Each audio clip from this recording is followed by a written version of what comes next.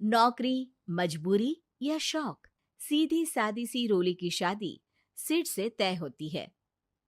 शादी के बाद तुम नौकरी करना चाहोगी? नहीं नहीं, बिल्कुल नहीं। वैसे मैं ये नहीं कहती कि नौकरी करना ठीक नहीं है, लेकिन पर्सनली मैं ये सोचती हूँ कि मैं गृहिणी बनूंगी। हाँ हाँ, क्यों नहीं। गृहिणी बनना भी आसान नहीं है। एक सफल परिवार चलाना किसी देश को चलाने जितना ही कठिन है। रोली को सिड का साथ और बात दोनों अच्छी लगती है, और फिर वो दिन भी आ जाता है जब दोनों की शादी हो जाती है। शादी के बाद ये क्या, सारा दिन किचन कपड़े और चार दीवारों के आगे पीछे घूमती रहती है। जा बाहर निकल कर देख, कितनी स्मार्ट लगती हैं वो औरतें जो नौकरी करती है। हाँ, अच्छी तो लगती है सासू माँ, लेकिन मैं नौकरी नहीं कर सकती। मेरा मन घर के कामों में ही लगता है। अरे मेरी बेटी तो कमाती है, अपने को फिट भी रखती है और सास को भी खूब शॉपिंग करवाती है। अच्छी बात है ना सासू माँ। मैं तो जो है उसी में संतोष मान लेती हूँ।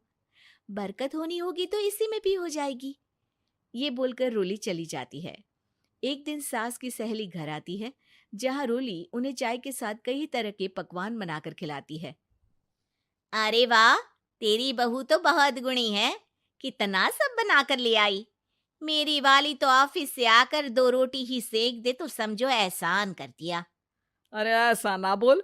तेरे घर में 2 कार, 4 मंजिला मकान, और तेरे लिए जो वो अपने पैसे से साड़ी लाती है वो भी तो कितनी कीमती होती है। अरे मेरी वाली तो बस सारा दिन इन्हीं 2 कमरों को ताजमहल बनाने में लगी रहती है। सहेली चली जाती है। कुछ समय बाद रोली को एक सुंदर सी बेटी होती है। अरे क्या सारा दिन उस बच्चे में लगी रहती है। माँ, मुझे ना 1 मिनट भी छोड़ने का मन नहीं करता। देखिए ना, कितनी प्यारी है। मैं ना इस हर पल को एंजॉय करना चाहती हूँ। अरे हाँ हाँ, हमने भी बच्चे पाले हैं। हम भी जानते हैं कि कितने प्यारे होते हैं, और अपने बच्चे को बढ़ता हुआ देखना कितना अच्छा लगता है। लेकिन एक दिन अचानक और रोली, एक बहुत बड़ी घटना हो गई। एक शॉर्ट सर्किट से पूरी दुकान जल गई।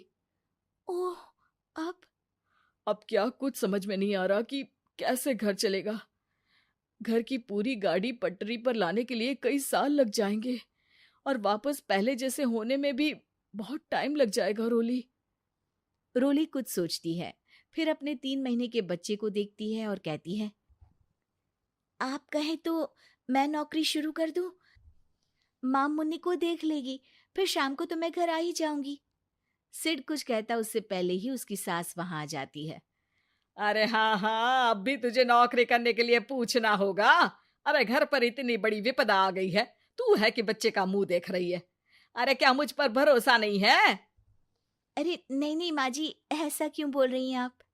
फिर क्या था, सिड से पूछकर 3 महीने की बच्ची को रोली सास के पास छोड़कर चली जाती है।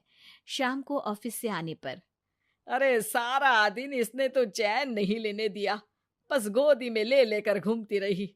हाथ दर्द हो रहा है। बहू को बहुत गिल्ट फील होता है, लेकिन जब वो घर की हालत देखती है तो चुप रह जाती है।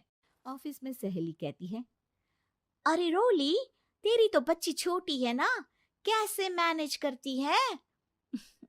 कैसे मतलब? घर पर रहती है वो अपनी दादी के साथ। ओ यार, कितनी अच्छी है तेरी सास। मेरी सास को जब पता चला कि मैं नौकरी ज्वाइन करने की सोच रही हूँ, वो तो सीधे अमेरिका चली गई मेरी ननद के पास। अच्छा, फिर तू कैसे मैनेज करती है? अरे मैंने तो फुल टाइम मेड रख ली है। ओहो, वो तो बड़ी महंगी होगी ना?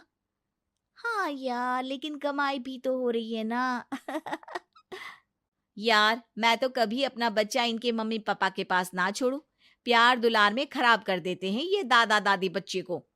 नहीं नहीं, मुझे अपनी सास पर पूरा विश्वास है। जो मेरे पति को इतनी अच्छी शिक्षा के साथ बड़ा कर सकती हैं, वो मेरी बच्ची को कभी नहीं बिगाड़ेगी। खैर, रोली की इस सोच से उलट पड़ोसियों के बीच हाथ में बच्ची पकड़े रोली की सास कहती है, अरे क्या बताऊं, सारा दिन बहू बाहर रहती है। पहले अपने बच्चे पालो, फिर बच्चों के बच्चे। अरे अपना जीवन तो कुछ रहा ही नहीं। अरे नहाने भी जाती हूं ना तो इसे साथ रखती हूँ, कल को कहीं गिर गई या चोट लग गई तो बहू तो हमारी खाल उखाड़ लेगी ना। अरे ऐसा भी क्या डरना बहू से, नौकरी थोड़ी की है उसकी। अब क्या बताऊं, पढ़ी लिखी लड़कियां हैं आजकल की।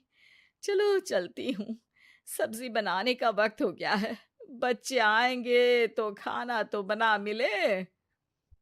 सास ये बोलकर वहां से चली जाती है कि तभी रोली ऑफिस से घर पहुंचती है। बाहर पड़ोसियों को देखकर, नमस्ते आंटी जी, कैसी हैं आप? अरे बहुत अच्छी हूँ, लेकिन तेरी किस्मत तो सबसे अच्छी है। क्या सास पाई है, मोती दान किए होंगे तूने। तेरा बच्चा भी देखती है, खाना भी बनाती है। बेचारी बहुत काम करती है तेरी सास। हाँ आंटी, सही बोल रही हैं आप। अब ऑफिस भी दूर है तो आने जाने में वक्त चला जाता है। खैर चलती हूँ। हाँ हाँ बेटा जाओ, गर्मा गर्म खाना खाओ। रोली घर आती है, जहाँ सास एक बार फिर छोटी सी मुन्नी की शरारतें गिनाने में लग जाती है। अरे आज तो इसकी वजह से मुझे 2 बार कपड़े बदलने पड़े। बार बार पानी गिरा दे रही थी। दोपहर में थोड़ा सोचा कि आराम कर लूं तो दूध के लिए रोने लगी। हाय, मैं तो परेशान ही हो गई। रोली को सास की बात अब कुछ अजीब लगती है, पर वो जल्दी से कपड़े बदलकर किचन में जाकर रोटियां बनाने लगती है। सारा महीना काम करने के बाद रोली को सैलरी मिलती है। वो पैसे लेकर सीधे सास के पास जाती है। माँ जी, ये मेरी सैलरी। आपने हर कदम में इस घर का साथ दिया। मैं नौकरी करने के पक्ष में नहीं थी। मैं तो अपने बच्चे को बढ़ता देखना चाहती थी। मैं थोड़े में भी खुशी थी। कभी मैंने आपको किचन में पैर नहीं रखने दिया था। घर की मुसीबत नहीं आती तो मैं कभी इन जिम्मेदारियों को आप पर पड़ने नहीं देती। अब सास समझ चुकी थी कि उसकी गलती कहाँ है। हाथ में पैसे देकर कहती है, मैं पढ़ी लिखी नहीं थी तो पति ने भी कभी पैसे हाथ में नहीं रखे। बेटे ने भी गल्ला संभाला, लेकिन तूने मुझे समझा। ये मेरा सम्मान है कि एक बहू होकर तूने पूरी सैलरी मेरे हाथ में रखी बेटा।